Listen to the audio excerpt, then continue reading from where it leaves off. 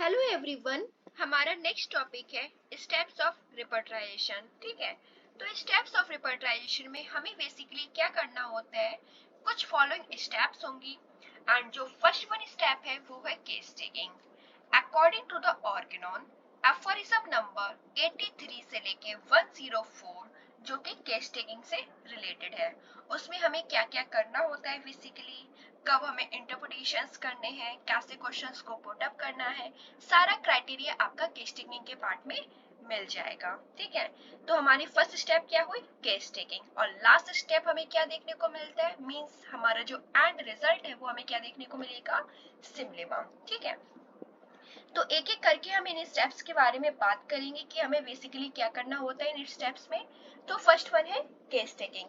तो according to the हैरीमैन sir का instructions, उन्होंने क्या बोला है कि प्रेजुडाइज से हमें फ्री होना चाहिए। मींस अगर पेशेंट आपके पास आके क्लिनिक पे आके वो लेग को क्रॉस करके बैठ जाए तो हमें दिमाग में नहीं आना चाहिए कि हाँ ये सीपिया है, ये क्रियोसोटम है या वेलाडोना है। ठीक है, तो हमें उसका पूरा केस टेकिंग जैसे कि पूरा लेते हैं बिना कोई सोचे समझे मेडिसिन के, हमें पूरा एज इट इज वैसे लेना होगा।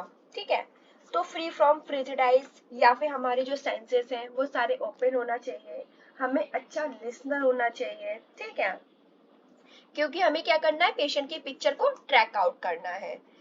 फिर हम बात करें कि हर एक सिम्टम्स को हमें नई लाइन से स्टार्ट करना है। तो बेसिकली हमारा जो ऑर्गेनॉन का पार्ट है एफोरिज्म 83 से लेके 104, तो उसी के अकॉर्डिंग पूरा केस टेकिंग आपका कंप्लीट हो जाता है। ठीक है, कि कब हमें इंटरप्रिटेशंस करने होंगे, कौन सी हमें प्रिसाइज इंफॉर्मेशन हमें पता करना चाहिए। ठीक है, या फिर जो कि हम पता करते हैं कि हमें कौन कौन से सिम्टम्स को ध्यान देना है, कैरेक्टरिस्टिक सिम्टम्स, पैक्यूलर या अनकॉमन सिम्टम्स। ठीक, नेक्स्ट स्टेप है रिकॉर्डिंग एंड इंटरप्रिटेशंस। तो रिकॉर्डिंग एंड इंटरप्रिटेशंस में क्या करना होता है, सबसे पहले हमें क्या पता होना चाहिए कि रिकॉर्डिंग क्या होता है। रिकॉर्डिंग वो चीज है जिससे हमें फर्दर अगर पेशेंट हमारे पास फॉलो अप के लिए आता है तो हम उससे लेके देख सके कि हाँ पेशेंट के ये सिम्टम है और कौन कौन से पेशेंट के सिम्टम ठीक हुए हैं। तो एज इट इज हमें पेशेंट के सिम्टम्स को रिकॉर्ड करना चाहिए, जैसे जबकि जब हम केस टेकिंग ले रहे होते हैं। ठीक है, तो physician to transfer all the data in exactness as it is received from the patient to the case record। तो जैसा कि डाटा उसको पेशेंट से लेने को मिल रहा है वो एज इट इज वो अपने फाइल में नोटेड डाउन कर दे। ठीक है, तो जब भी हमें केस टेकिंग करना होता है या जब भी हमें इंटरप्रिटेशंस करने होते हैं तो हमें ध्यान देना होता है कि हमें उसमें से कोई भी मॉडिफिकेशन ना करें कि पेशेंट कुछ और बोल रहा है, हमारा जो रिजल्ट है या जो हम समझ रहे हैं, जो मीनिंग निकाल रहे हैं वो कुछ और निकाल रहे हैं। ठीक है, तो हमें एग्जैक्ट सेम मीनिंग रखना है पेशेंट के नरेशंस को। तो जितने भी सिम्टम्स हमें देखने को मिलते हैं अकॉर्डिंग टू द इंटेंसिटी की हाँ पेशेंट में ये सिम्टम काफी ज्यादा मार्क्ड है, तो हमें वहां पे प्लस प्लस का साइन लगाना होगा। सबके अलग अलग क्राइटेरियाज होते हैं। तो जब भी हम सिम्टम्स को रिकॉर्ड करते हैं तो हमें सिम्टम्स के इंटेंसिटी के बेसिस पे भी हमें रिकॉर्ड करना होगा एंड उसको as it is valuable document की तरह रखना होगा। ठीक है, third step is classification and evaluation of symptoms. तो classification and evaluation of symptoms में हम क्या करते हैं, क्योंकि हमें पता है कि हर एक सिम्टम हमारे लिए इतना मायने नहीं होता है। ठीक है, तो हम क्या करेंगे, सिम्टम्स को क्लासिफाई करेंगे। क्यों, क्योंकि उसी के बेसिस पे हम एनालिसिस कर सकते कि हाँ ये सिम्टम जो है पेशेंट में ज्यादा मार्क्ड है, ये सिम्टम हमें टोटलिटी में लेना है या नहीं लेना है। तो क्लासिफिकेशन ऑफ सिम्टम्स में जैसे कि आप लोग पढ़ते हो कि सभी सिम्टम्स को हम as a general symptoms, particular symptom. ठीक है, तो जनरल सिम्टम क्या होता है, पेशेंट को जो कि एज अ होल कवर करे, that is a general symptom. ठीक है, और पर्टिकुलर सिम्टम जो कि एक सिंगल पार्ट या ऑर्गन्स को अफेक्टेड करता है। तो सिम्टम कोई भी हो सकता है, जनरल हो सकता है, पर्टिकुलर हो सकता है या फिर कैरेक्टरिस्टिक्स, अनकॉमन या कॉमन सिम्टम्स होते हैं। ठीक है, जनरल्स में हमें क्या देखने को मिलता है, मेंटल सिम्टम्स और फिजिकल जनरल। तो मेंटल सिम्टम्स में हमें according to the cancer will, understanding and memory पे बेसिकली सबसे ज्यादा फोकस करना होता है या उसको ज्यादा प्रायोरिटी पे रखना होता है। फिजिकल जनरल जैसे कि कोई पेशेंट के सेंसेशंस हैं, पेन्स हैं, मोशन, गैस्चर, डिस्चार्जेस, वो सभी आपके जनरल सिम्टम्स में आ जाते हैं। ठीक है, कुछ हमारे पैथोलॉजिकल जर्नल्स भी होते हैं, जैसे कि कोई डिस्चार्जेस देखने को मिल रहा है या फिर कोई भी हमें टिश्यू चेंजेस या कोई भी हमें पैथोलॉजी देखने को मिल रही है जो कि पेशेंट को एज अ होल कवर करे, तो वो हमारे पैथोलॉजिकल जर्नल सिम्टम्स हो गए।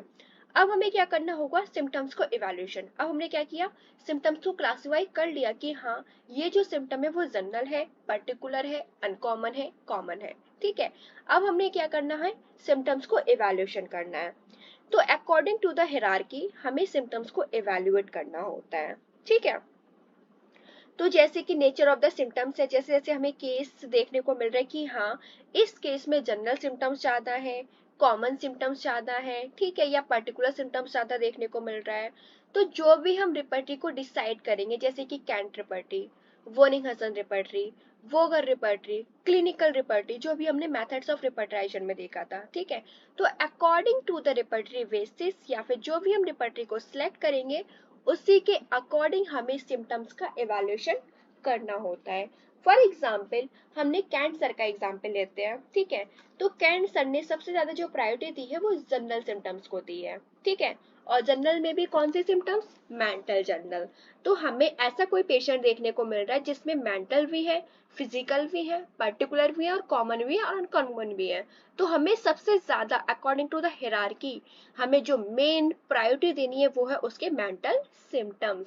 और मेंटल सिम्टम्स में भी कौन से, will and emotions, understanding and memory, ठीक है। क्यों, क्योंकि कैंसर ये बोलते हैं कि जो भी सिम्टम्स रिलेटेड टू फीलिंग्स होते हैं उनको हायर इम्पोर्टेंस देना चाहिए, ठीक है। तो ये हो गया।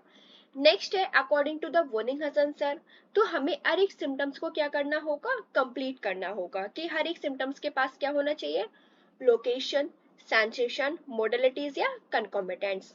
तो उसके अकॉर्डिंग ही हमें प्रायोरिटी पे रखना होगा, ठीक है। वोगर सर का मेथड, नेक्स्ट मेथड है वोगर सर का मेथड। तो वोगर सर के मेथड में हम पैथोलॉजिकल जर्नल्स को प्रायोरिटी देते हैं या उसकी पॉजिटिव मोडलिटीज को लेके प्रायोरिटी देते हैं, ठीक है। तो हमें जब भी रिपर्टराइजेशन या फिर इवैल्यूएशन ऑफ सिम्टम्स करना होता है तो हमें अकॉर्डिंग टू द रिपर्टरी कि हमने कौन सी रिपर्टरी का सिलेक्शन किया है उसी के अकॉर्डिंग हम क्या करेंगे, इवैल्यूएशन ऑफ सिम्टम्स करेंगे। नेक्स्ट स्टेप है हमारी डिफाइनिंग द प्रॉब्लम। तो एनालिसिस कर लिया हमने, ठीक है, जिससे हमें पता चल गया कि हाँ पेशेंट की ये प्रॉब्लम है, वो भी डिफरेंट लेवल्स पे। और जो सिकनेस है वो कौन कौन से ऑर्गन्स पे देखने को मिल रहा है, कैसे पेशेंट उसका अफेक्टेड है, कितनी ज्यादा इंटेंसिटी के साथ वो पेशेंट को अफेक्ट कर रहा है, ठीक है। तो हमें ये भी पता होना चाहिए कि हाँ कि पेशेंट हमारे पास ये डिसीज को लेके आया है, तो हमें बेसिकली क्या करना होगा, हर एक केस को हमें इंडिविजुअलाइज करना होगा, या जो इंडिविजुअल हमारे पास आया है वो कौन सी प्रॉब्लम को फेस कर रहा है, ठीक है। तो हमें वो भी चीज देखनी होती है, डिसीज को डायग्नोसिस, क्योंकि तभी हम कॉमन सिम्टम्स और अनकॉमन सिम्टम्स में हम डिफाइन कर सकते कि हाँ ये जो सिम्टम है वो डिसीज का सिम्टम है और ये जो सिम्टम है वो अनकॉमन सिम्टम है, ठीक है। तो प्रॉब्लम की डेफिनेशन में हमारा क्या क्या हो जाता है, पेशेंट का प्री डिस्पोजिशन हमें पता होना चाहिए, उसकी डायथेसिस की पेशेंट की फैमिली हिस्ट्री में कोई ऐसी कंडीशन तो नहीं जिसकी वजह से पेशेंट उस चीज के लिए प्रोन है, ठीक है, टेंडेंसी है, या कोई भी ऐसी डिसीज जो कि जेनेटिक होती है। तो हमें बेसिकली ये चीज करना होती है।